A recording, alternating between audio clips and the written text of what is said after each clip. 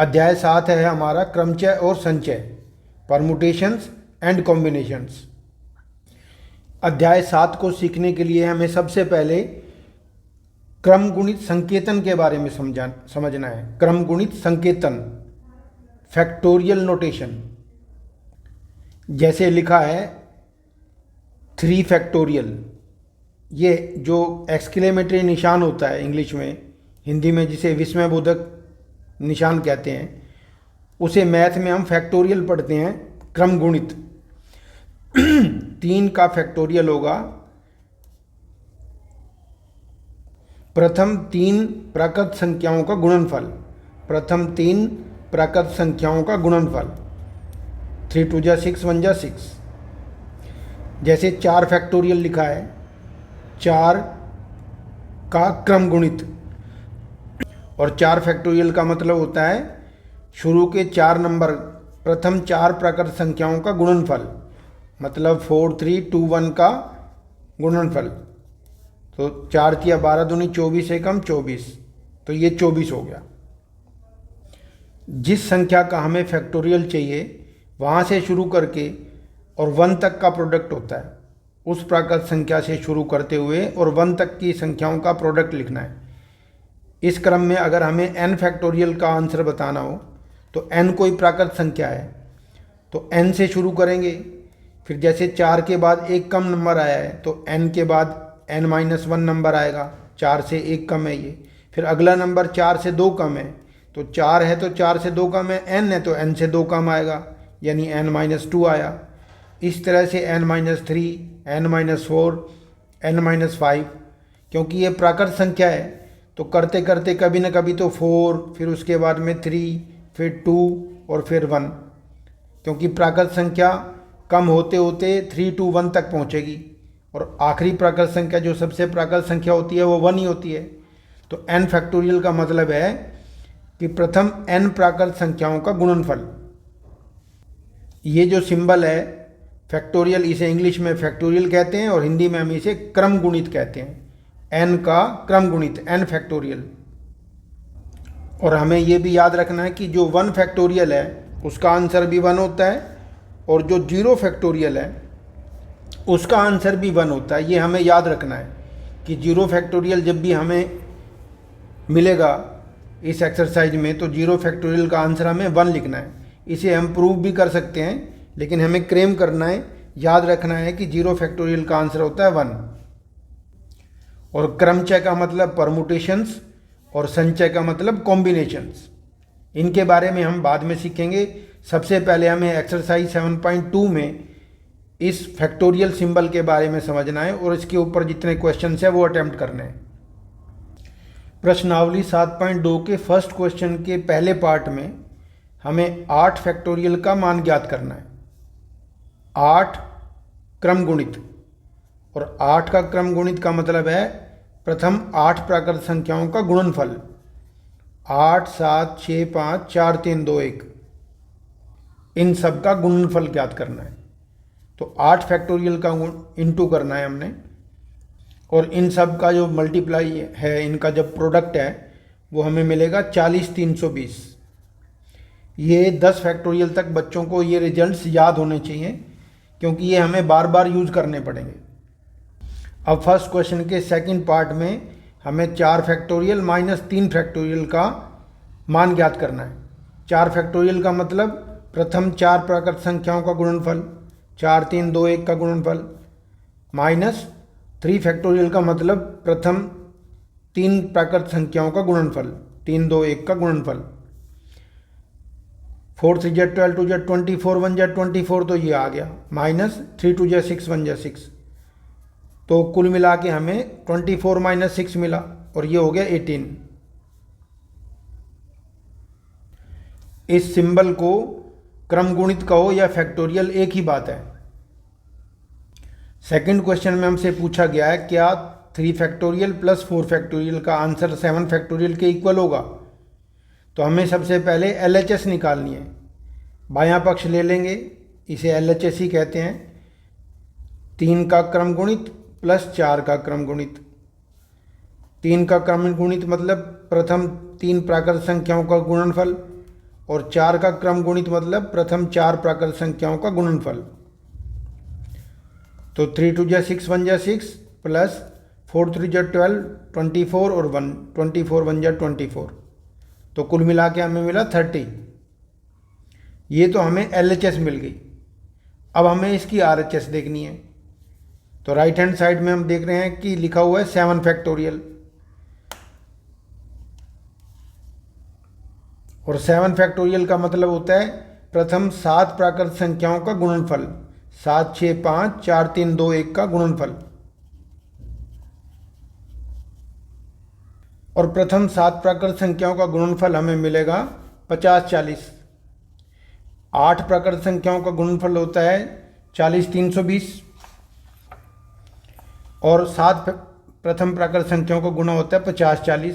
प्रथम 6 गुणा संख्याओं का गुणनफल होता है 720, और प्रथम 5 संख्याओं का गुणनफल होता है 120। ये बच्चों को 10 फैक्टोरियल तक ये रिजल्ट्स याद होते हैं। अब हम यहाँ देख सकते हैं कि LHS का आंसर था 30 और RHS का आंसर आया 50 40। इसका मतलब 3 फैक्टोरियल प्लस 4 फैक्टोरियल वो 7 फैक्टोरियल के इक्वल नहीं होता।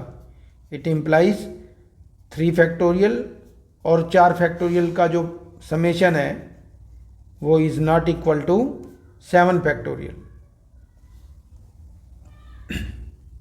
अब तीसरे प्रश्न में कहता है 8 फैक्टोरियल अपॉन 6 फैक्टोरियल 2 फैक्टोरियल का परिकलन कीजिए। 8 factorial upon 6 factorial into 2 factorial. तो 8 फैक्टोरियल को हम रोक देंगे 6 फैक्टोरियल पे। ये हमने अब नई चीज़ सीखी है कि ये 8 से लेकर के और 1 तक की संख्याओं का प्रोडक्ट है, प्रथम 8 प्राकृत संख्याओं का प्रोडक्ट है, और ये 6 प्राकृत संख्याओं का प्रोडक्ट है। ये भी तो 6 प्राकृत संख्याओं का प्रोडक्ट है। अगर हम इसे फैला के लिख भी देंगे 6 5 4 3 2 1, और इसे भी 6 5 4 3 2 1 लिख देंगे, तब भी कैंसिल ही होंगे। इसलिए रिक्वायरमेंट के अकॉर्डिंग हम नीचे वाले को देखते हुए कहाँ हमें फैक्टोरियल को रोकना है, ये हमने इस क्वेश्चन में सीखा है। और 2 फैक्टोरियल का मतलब 2 × 1 होता है।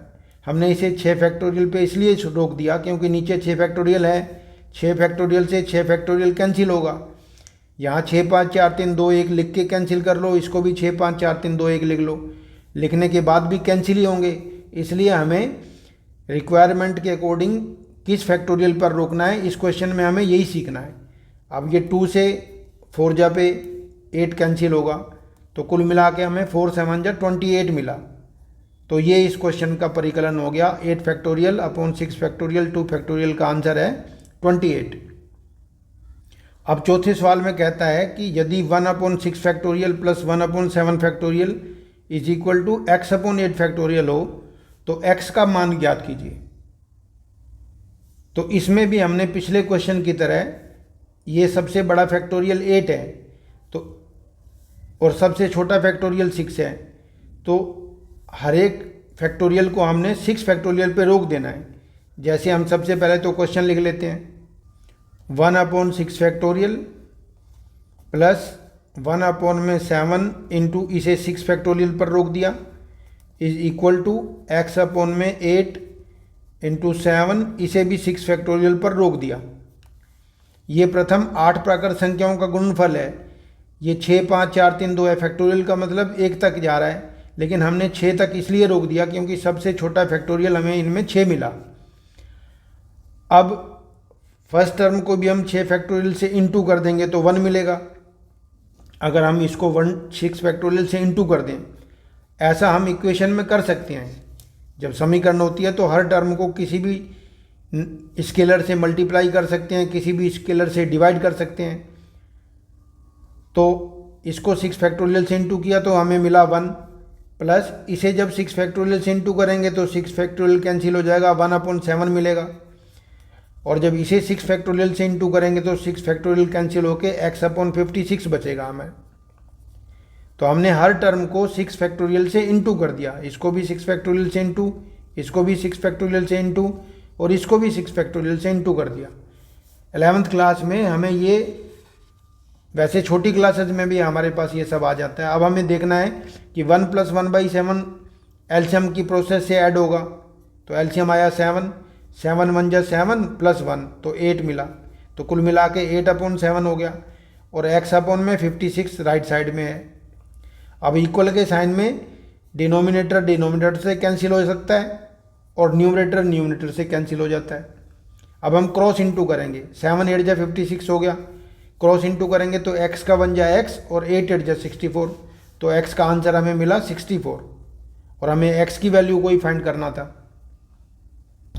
फिफ्थ क्वेश्चन के फर्स्ट पार्ट में कहता है कि n का अगर मान 6 हो और r का मान 2 हो तो n factorial upon n minus r factorial का आंसर निकाल के बताओ। n factorial upon n minus r factorial को हमें कैलकुलेट करना है। तो n फैक्टोरियल का मतलब तो 6 हो गया, तो ये 6 फैक्टोरियल हो गया, और n माइनस आर मतलब 6 माइनस 2, n की जगह 6 भरेंगे, r की जगह 2 भरेंगे, तो 6 माइनस 2 का मतलब 4 फैक्टोरियल। अब हमें पिछले क्वेश्चंस में हमने सीखा है कि किसी भी फैक्टोरियल पे हमें जिस पे रोकना हो रिक्वायरमेंट के अकॉर्डिंग हम रोक देते हैं, तो हम 4 फैक्टोरियल पे रोक देंगे इसे। तो नीचे क्योंकि 4 फैक्टोरियल है, अगर हम इसे 4 3 2 1 तक लिखेंगे भी सही और इसे भी 4 3 2 1 से तक लिख देंगे फैला के, तब भी ये तो कैंसिल ही होंगे। इसलिए रिक्वायरमेंट के अकॉर्डिंग हम फैक्टोरियल पर रोक देते हैं। तो 6 और 5 का प्रोडक्ट रह गया हमारे पास, वो मिला 30। तो ये था फिफ्थ क्वेश्चन का फर्स्ट पार्ट। अब फिफ्थ क्वेश्चन के सेकंड पार्ट में उसने n और r की वैल्यूज़ बदल दी। वो कहता है अगर n की वैल्यू 9 हो और r की वैल्यू 5 हो, n की वैल्यू हो 9 और r की वैल्यू 5 हो, तो कहता भी n फैक्टोरियल अपॉन में n minus r factorial, answer वही बताना है हमें। तो हम देख सकते हैं n की जगह हम 9 भर देंगे, अब 9 फैक्टोरियल, और अपॉन में n minus 5, n minus 5 9 minus 5, 9 minus 5 मतलब 4 फैक्टोरियल। अब हम 9 फैक्टोरियल को 4 फैक्टोरियल पे जाके रोक देंगे। 9 8 7 6 और 5 और 4 फैक्टोरियल पे रोक देंगे, क्योंकि नीचे 4 फैक्टोरियल है, तो 4 फैक्टोरियल नीचे आ गया। 4 फैक्टोरियल से तो 4 फैक्टोरियल कैंसिल हो गया। अब हमें बचे हुए नंबर्स का प्रोडक्ट करना है। 5 6 जा 30, 37 जा 210, तो यहाँ तक का प्रोडक्ट तो मिल गया 210, और 9 8 जा 72 होता है। अब हम इन्हें मल्टीप्लाई करके रिजल्ट लिख देंगे। 2 0 जा 0, 2 1 जा 2, 2 2 जा 4, 420 तो ये आ गया। 7 0 जा 0, 7 1 जा 7 और 7 2 जा 14। अब इन्हें ऐड कर देंगे। 0 2 7 और 4 11, 4 और 1 5 और ये 1 1 5 1 2 0, ये रिजल्ट मिल गया।